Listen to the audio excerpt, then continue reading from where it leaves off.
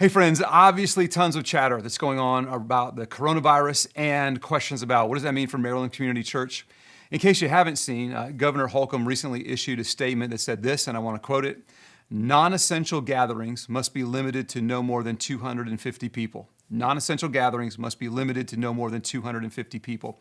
Obviously, all of our gatherings on all of our campuses are in excess of 250, and so that does apply to us. So the question that's going on is, will Maryland still be gathering for worship on Sunday?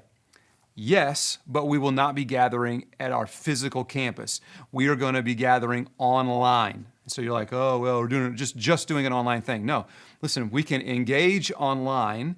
We can learn online. We can actually worship online and give online. So can I encourage you, Sunday, 9:30 and 11:15, to tune in on the website, to tune in on Facebook. And as you do, remove distractions, engage, gather around with your family, and we're going to worship and we're going to learn together. Now, listen, I know even as I make this announcement, like different emotions come out, and our reactions all to this coronavirus, as well as all the decisions that are made on what's being canceled and what's not. Like, it just raises different emotions in us, and some of us are like, man, this coronavirus is going to wipe out the entire population on one side, and the other side is like, this is the dumbest, most overreacted thing I've ever seen in my life. So listen, here's where we land on this. 2 Timothy 1:7 says this: God has not given us a spirit of fear, but a spirit of power and love and of sound mind. You're like, that's right, no fear, we just charge ahead. Not giving us a spirit of fear, but it's also given us a spirit of sound mind.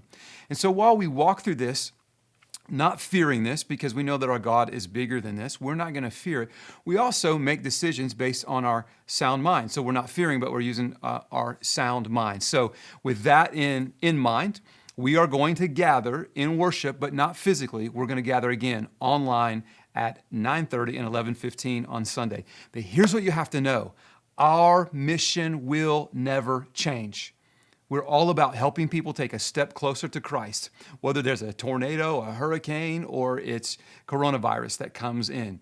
And so there's going to be opportunities that this current season will allow for us to help other people take a step closer to Christ. Okay, people that you work with, that you go to school with, that's in your neighborhood, they're going to be all the way from just being upset to indifference to fear, and we have an opportunity to step into that. Remember last week we talked about you do it?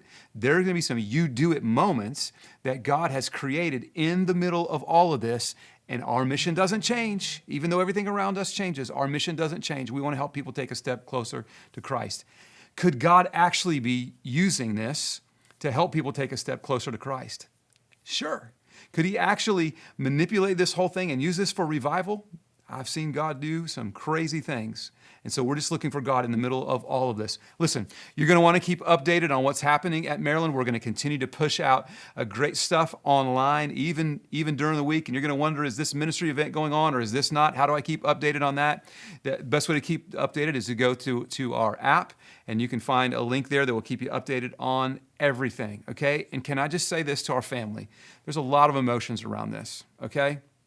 And as we're posting things online, can we just stop and ask, is this going to be helpful to people, or does this create more panic, or does this create more fear, or does this create more hatred? Okay? Because our mission is about helping people take a step closer to Christ. So let's drive down hard on our mission. We'll see you online. I'll see you on live. I'll be teaching live on Sunday. So I'll see you live Sunday with our worship team as we gather and as we worship at 9:30 and 11:15.